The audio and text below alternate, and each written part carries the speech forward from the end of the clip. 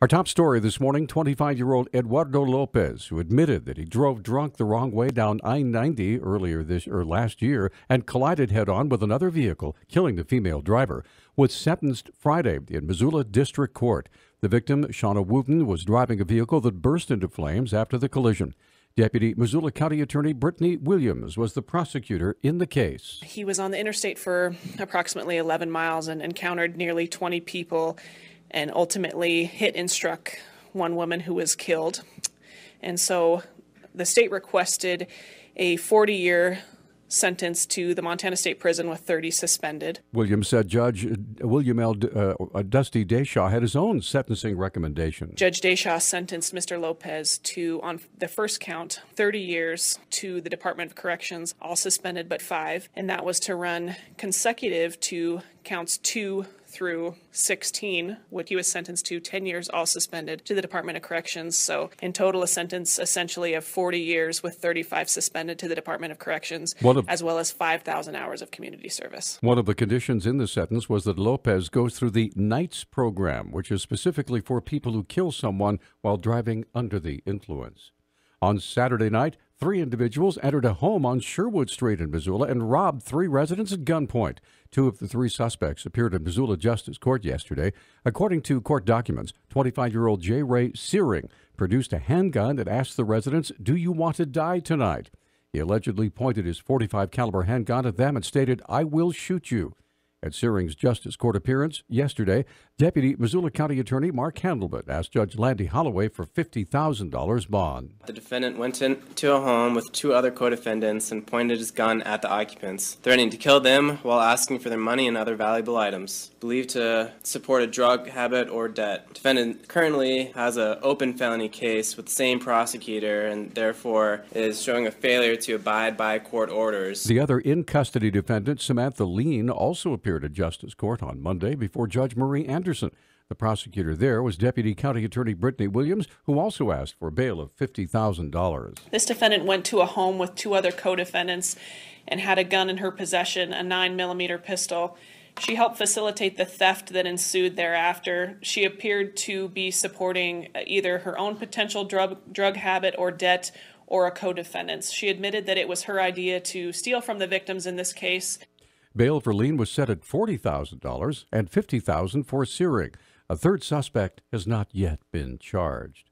Missoula police made 3 arrests at the same location Sunday night. According to police spokesman Travis Welsh, a call came in around 11 p.m. warning police of drug activity in that area. At a residence in the 1300 block of East Broadway. They made contact with a male at the front door. Meanwhile, an adult female attempted to run out the back of the residence where she was intercepted by another officer who was at the rear. The female was taken into custody after a brief struggle, and she was identified as 25-year-old Ronnie Cahoon.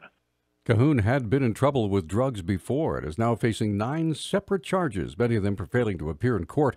Welsh says she not only attempted to flee the back door, but struggled against an officer when she was apprehended. Ms. Cahoon was arrested for outstanding warrants, as well as obstructing a peace officer, resisting arrest, and felony possession of dangerous drugs, which subsequently turned out to be methamphetamine. There was another male in the home that was arrested for outstanding warrants, John Akers. However, not everybody inside was subject to arrest. Police also arrested 28-year-old Barbara Sue Brown, who was cited for pretrial violations as well as obstructing a peace officer. Apparently, she tried to prevent officers from detaining Cahoon when she fled out the back door.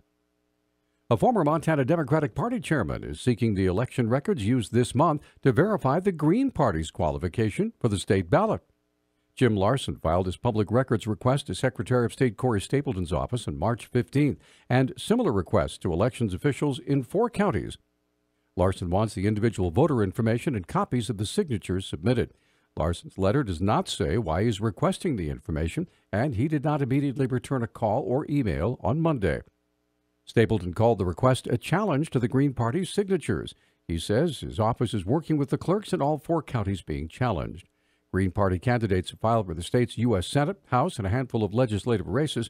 The politically left party could siphon votes away from Democrat candidates.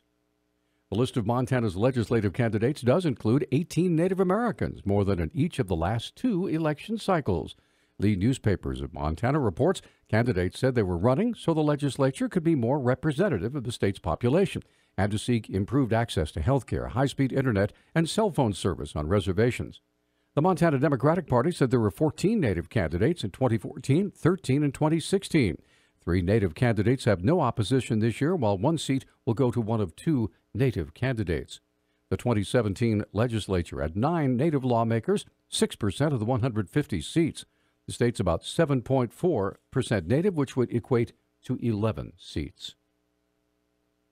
Roy Wood Jr. works as a correspondent with Comedy Central's Daily Show. He made a surprise appearance at a Montana rally over the weekend. Wood was at the March for Our Guns rally and spoke on the Capitol steps, saying he wasn't a gun owner or a member of the NRA, but had learned a lot from Montana during his visit.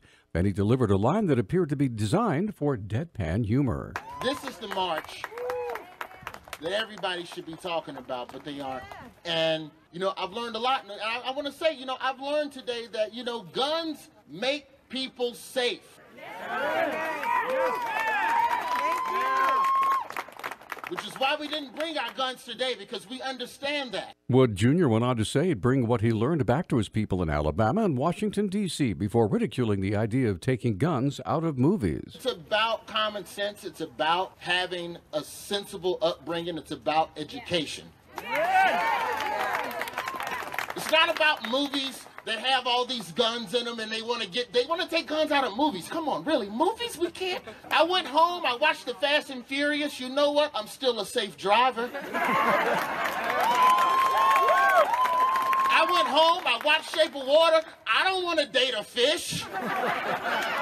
It's unclear if any of Wood's speech in Montana will air on The Daily Show, but eyewitnesses say a camera crew was there. Yeah. All right, our news talk time now is 6:12. Newstalk, KGVO. Missoula's official weather station.